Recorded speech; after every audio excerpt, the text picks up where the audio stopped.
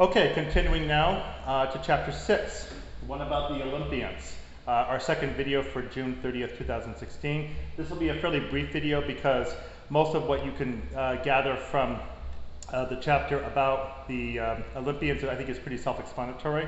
But I do want to pause and talk a little bit about the distinction among these particular gods so that it's clear that a distinction is to be made. And then I want to pause a little bit and speak about our little party animal here named Dionysus. Actually, before I go to these two things, I need to get to this. Here's our third mythic symbol, the cup of wine. Wine represents the spirit of life. It can also represent a connection back to nature, and sometimes the connection back to nature means wildness, partiness, whatever it might be. So whenever you see this, it means that we're probably going to be talking about some settled order of things that gets changed or disturbed in some way. And Dionysus is very, very, very good at doing that. And of course, if you've ever had a Saturday night party, it's fun to have Dionysus around. All right, well, let me just talk very briefly about the setup here for the family. So first generation, of course, is Zeus. There's also Demeter. There's also Hera. And there's also Poseidon. There's also Hades, but of course Hades is not up on the Mount Olympus because he gets stuck down in the underworld. And then there's another goddess, Hestia. Now, Hestia isn't very well known because she's the goddess of the hearth. And unfortunately, that's boring.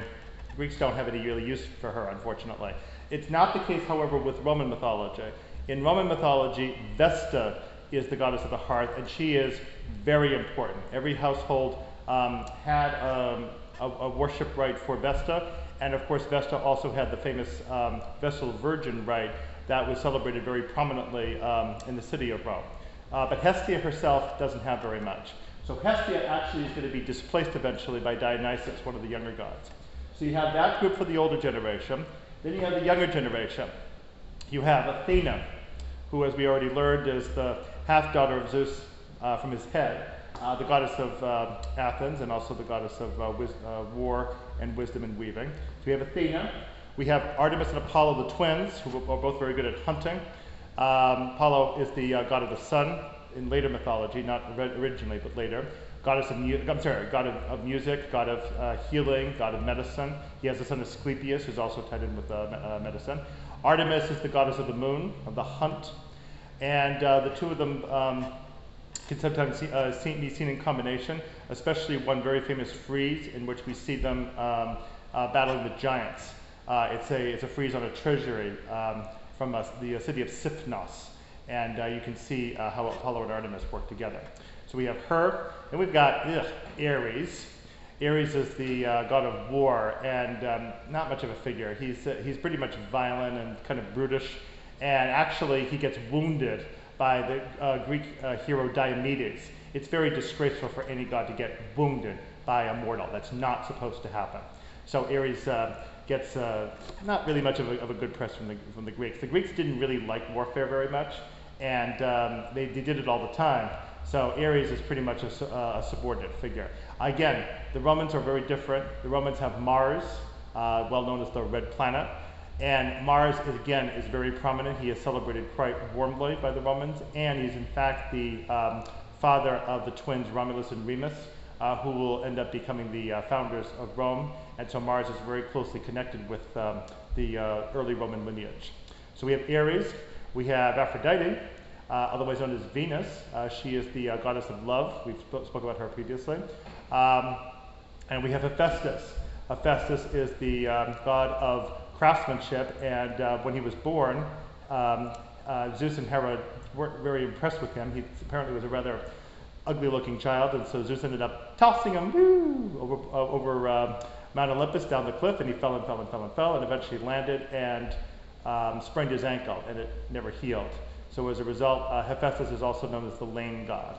But he is the one who has a workshop, supposedly under Mount Etna on Sicily, and he has a lot of cyclops, the one-eyed creatures, to help him out.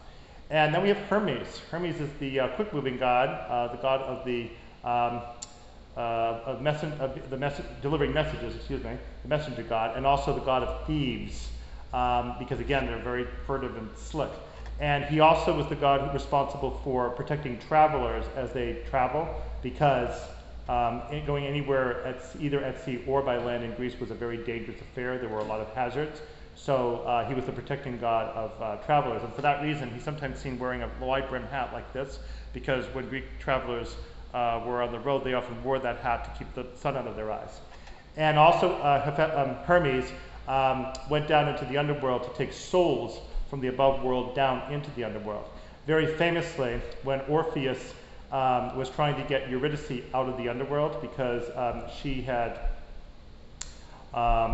been stung by a snake when she was running away from a satyr named Aristaeus.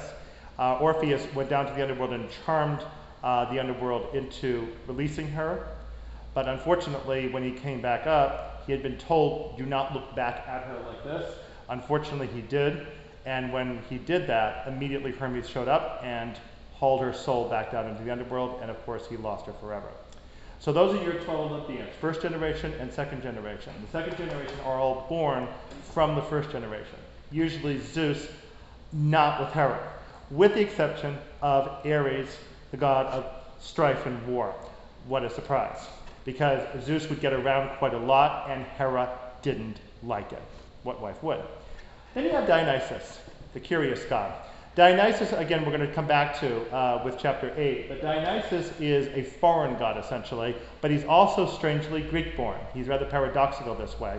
And Dionysus ends up being the inventor of wine. As a result, the very dull Hestia is removed from the Olympic pantheon, and Dionysus is substituted in her place. So in fact, when we end up with 12 gods, we really have 7 male gods and 5 female gods given. And so Dionysus, as I say, does figure prominently in Greek mythology. And one thing about Dionysus, he's badass. Do not disrespect him or he will get you, as we'll talk about, of course, in later videos. All right, well, that wraps it up for chapter 6. Feel free to write to me if you have any questions. Again, make sure you get your discussion question done. And I hope you have a wonderful July 4th. I will actually see you back here again on Tuesday, July 5th, for the second week of our course. See some fireworks this weekend, and we'll see you back here on July 5th. Thanks so much.